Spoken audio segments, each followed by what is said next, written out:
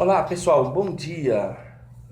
Aqui é o Januarte com mais um vídeo mecânica. Eu quero dizer para vocês, pessoal, que eu já fiz um vídeo sobre esse carro quando eu desmontei a caixa de direção. E hoje nós vamos fazer um serviço de revisão.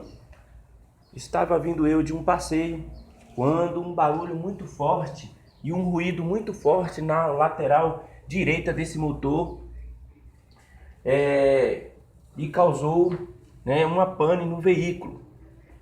Ao chegar na minha residência, eu constatei que ele havia um grave problema numa peça chamada a bomba d'água.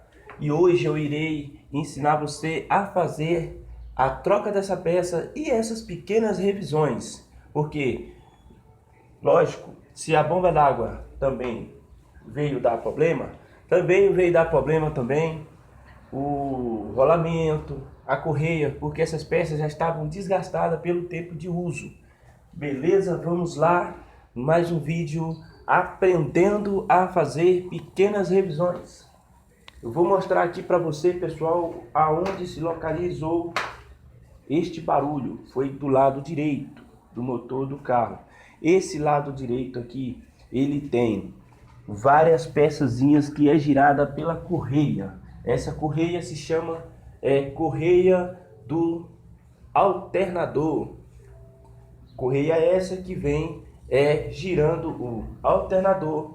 Ela vem girando o rolamento do tensor e também a peça que nos deu trabalho. Justamente essa aqui, a peça chamada de bomba d'água. Muito importante no motor. E ela deu problema no rolamento.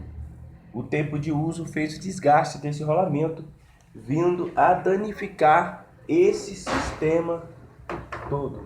Valeu, pessoal? No próximo vídeo estaremos ensinando a montagem dessas peças.